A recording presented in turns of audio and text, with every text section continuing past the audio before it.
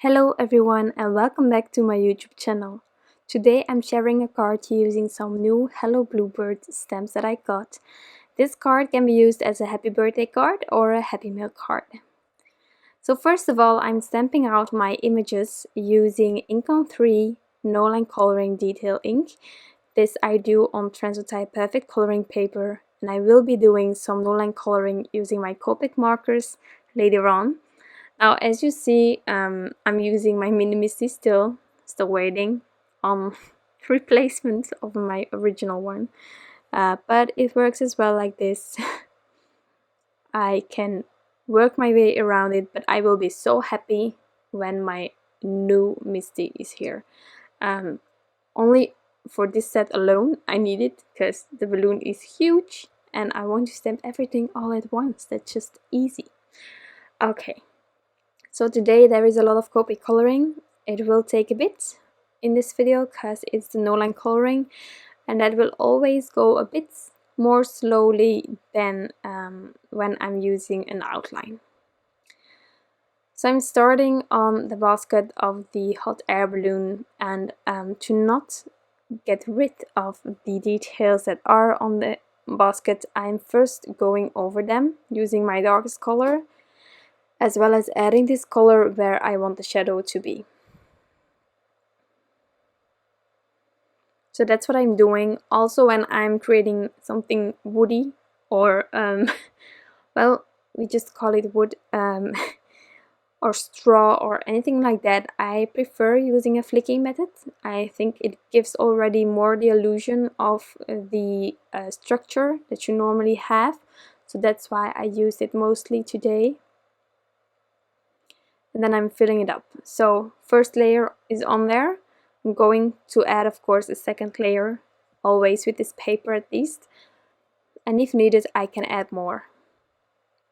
Now, I started on this card knowing that I wanted to use these two images, but the rest was totally, well, as always actually, I still had to figure it out while I was doing this.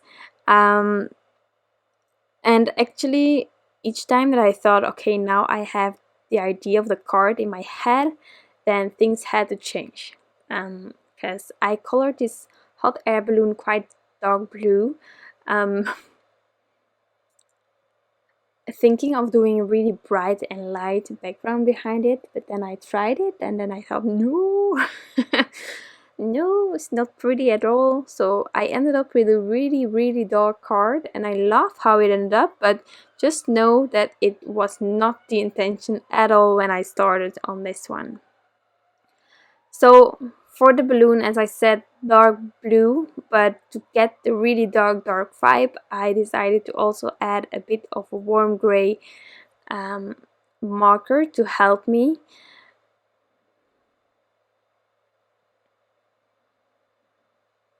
And I'm really going to build up this balloon now.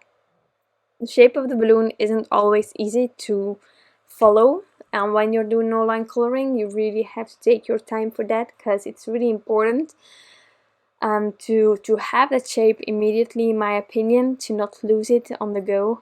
So that's why I started first with doing all those lines on the bottom half of this balloon and twisting and turning my paper, because I just had the feeling that certain ways were working when I created this card and other ways didn't. You know, sometimes you can go better from the bottom to the top or the other way around. Just turn your paper around if needed. I try to avoid it as much as possible on the videos, but I noticed lately that I just need to help myself a bit more by twisting and turning, and that's perfectly fine as long as the end result is there.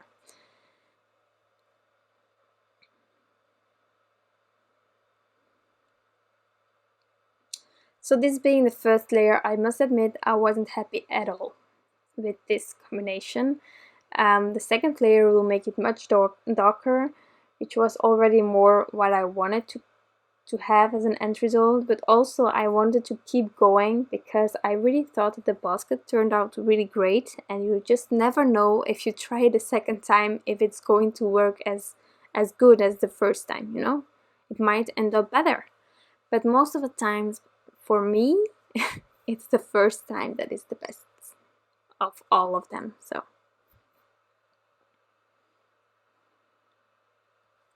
there are also a lot of accessories in this stamp set, which I really love. But for the simplicity of the card, I decided to not use them.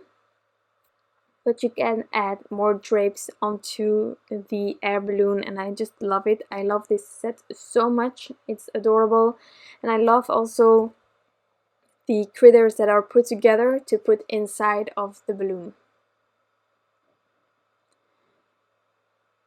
So now I'm going to do exactly the same as on the bottom half on the top. Same color combinations, not doing anything different. Twisting and turning the paper again. Here I noticed going from the top to the bottom was the best go for me. So that's why I shifted it.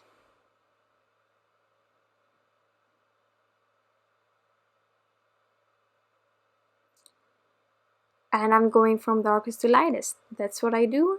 I say it all the time, but really do whatever feels comfortable, whatever you like doing. And of course, whatever gets you to the result that you want to, because there are so many ways to do Copic coloring. A lot of you normally, well, I started like that, but a lot of you, I think, start with a base coat of the lightest one and then build up and then keep blending until you're happy. That's perfectly fine. I also used those methods in the beginning, but with time I discovered that this one, going just from darkest to lightest, going back from darkest to lightest, was the best way for me. But it's all about having fun, about relaxing, about enjoying the process, and of course liking the end result. So I'm going to add some details using this Copic Multiliner. This is a 03 size. I only have this size, so that's an easy choice to make because I only have one to make. But I think it's a really handy tool to already help you. I love the Noline coloring ink that I'm using today and always from Ink 3 when I'm doing Noline coloring with Copic markers. But it's also an ink, and that's the good thing about the ink, is that you will not see it afterwards when you went over it with your Copic markers. So that's why I prefer adding the details ahead of time before starting to color everything, so that I know where the details are even after coloring it in. And this one, the Copic Multiliner, will not start bleeding when you start to color, so that's always handy. But that's why I add it first, and I think it's a really handy one to have in your craft room if you like to do some Noline coloring. So I'm building my way up. I have this lovely warm brown combination that I always use. It's E15, E33, E53, and you can go on and on and on like that. I will later on also add E18 because that really helped me with defining the shadows even more. And that's how I did the bunny. Now, I talk often about what kind of images are handy to do some Noline coloring with. I'm not an expert on Noline coloring, definitely not with Copic markers, so it's a bit harder to do. However, I try to do it more and more because I love the end result with it. And normally I say like, okay, this image is easy, so that's why I decided to do this. Well, about these images, the hot air balloon, perfect. The elephant, also big enough to give you the options to let everything stand out. The bunny, however, it's so tiny, it was quite a bit of fiddling to get it right. But I'm really happy with the end result, so definitely if you want to do this, don't let it stop you because the image is a bit harder. What I would recommend is to start with the hardest part of the image then. And if you can pass that part, then the rest will go smoothly and you're sure that your image won't be ruined by some blending or anything that wouldn't go. So that's also why I started on the bunny, because I knew that this tiny one, super cute but tiny one, would be a pain.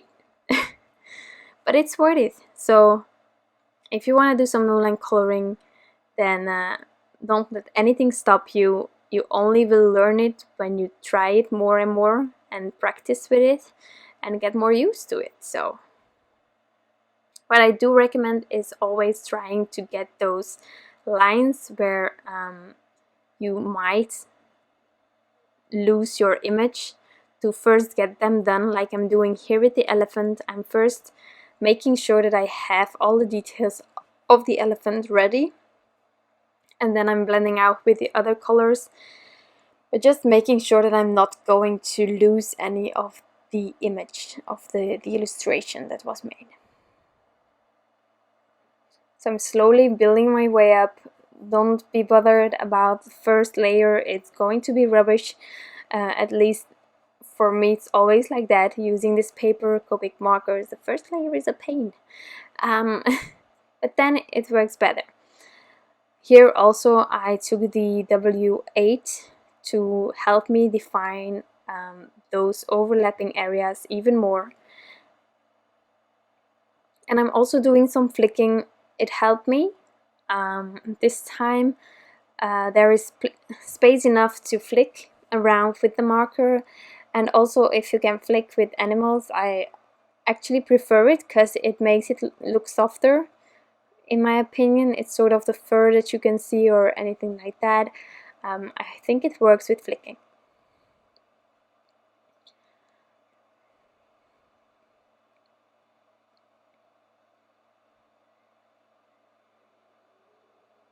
And then having my left side with more of the brighter colors.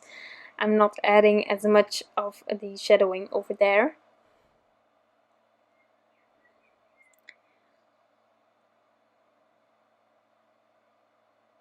And then the hardest part for the elephant, or definitely the feet, because there are the details of the nails there, and well, also again trying to define those lines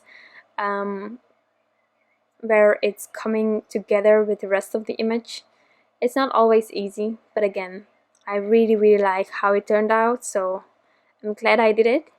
I don't think I will do this image again, Noline coloring, but I'm glad I did it. You know, there are some cards that I make where I think at the end, well, this one I'm never making again. Well, normally I just don't remake cards, but you all know how much effort you put in one card, or coloring something in, or making the background. And this is one of those cards where I know that the coloring of these critters will never work out like today. So I don't think that I will repeat myself on this one, except maybe with lines, so no line coloring. But these are cards that will never leave my craft room. It's maybe a bit stupid, but well, there are some cards that I really don't want to get rid of. I don't know if you have the same, if you have like a little pile of cards where you think, well, that one is never going away, that's not going anywhere. This one is on there. So to be able to cut out the hot air balloon, I used a negative of this die to make sure that I had the die on the right spot, and I added it with some purple tape. And once that was done, well, of course the critters were going to be longer than what I just had, but you can fix it afterwards, and at the same time it's not really needed, because later on also when I'm tucking the critters in the hot air balloon, you will see that actually a part of the critter is behind it, and that was actually also the part that I didn't color in. So it's not that it's needed, but you can do it. Just I did it because I didn't realize yet at that moment that I was going to be able to tuck it behind, because the dies are made perfectly so that you can do that, and that's just lovely.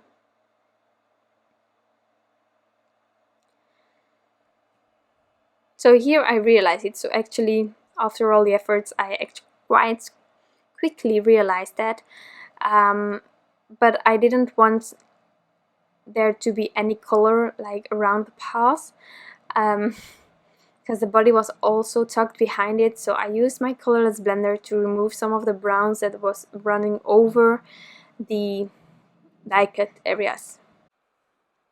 So now I can assemble this hot air balloon with the adorable critters. Now I had this one for the negative, so I decided to use it to add it behind my colored hot air balloon, just to give it a bit more sturdiness. It's really thin, those lines, and it's a really heavy image, so I decided why not use the negative here to help me. So I added some liquid glue, and I'm just going to add the other image completely on there.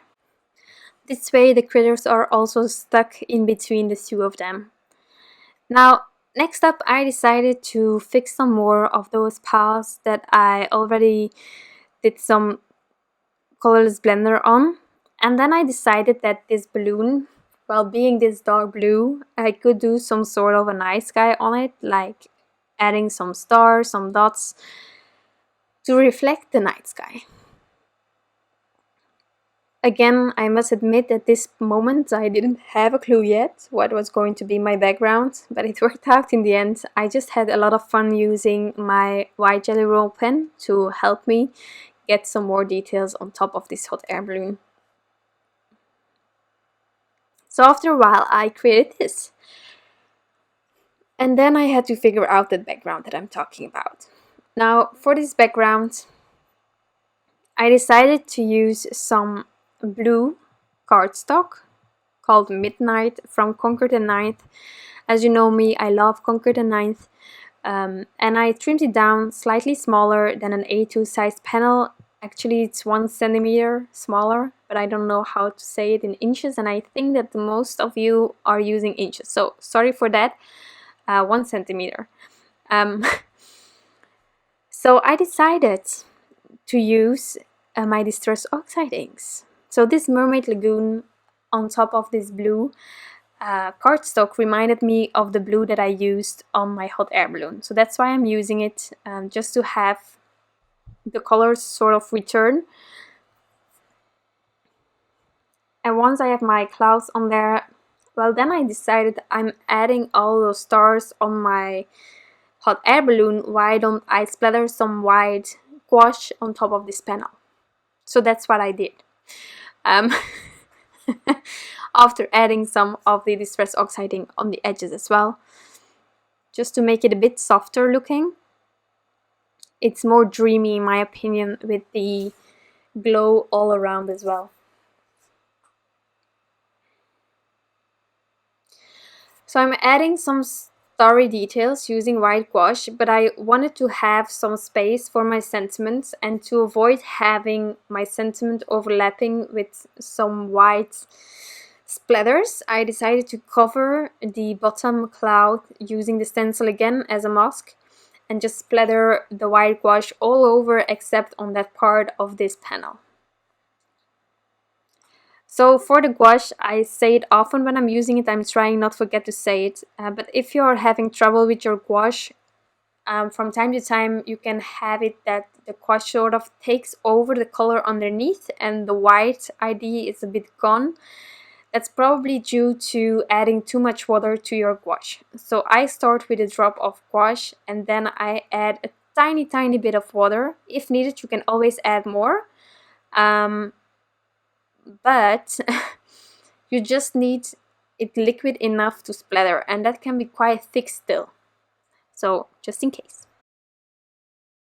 So just in case you're wondering, I laid this panel aside to dry for a while before coming in with my Versamark clear embossing ink and then my white embossing powder. Now I'm removing the excess embossing powder that is on there, and then I'm heat setting my sentiment. So once everything is smooth and melted, I can buff off the excess of the anti-static powder too and add everything together. Now for this image, I am going to use some dimension. I am first going to add the panel to my card base. I'm going to use some dimension for that as well. This is Scotch 3M foam tape. almost finished this roll, which is my second in my whole crafty career, but I also have other foam tape, so that's maybe the reason. So I'm adding that using lots and lots of foam tape, trying to center it on my card base, and then I will add my image as well. And therefore I'm also going to use this Scotch 3M foam tape. That's just easy, that was what was on hand, and I didn't need to use tons of thin foam squares like this. But I'm covering it really well. And then I'm going to add it to my card as well. Now that this one is adhered, I'm calling this card finished. You can add lots more details if you want to, but I just thought that it was just enough like this with the Noline coloring, and I truly love how this ended up. I hope that you do too. If you have any questions, you know where to find me. Just leave a comment down below. I hope that you enjoyed this video. You can always give it a thumbs up if you did. I would truly appreciate it. I wanted to thank you all for stopping by and watching this video, and I hope that you have an amazing day left. Bye!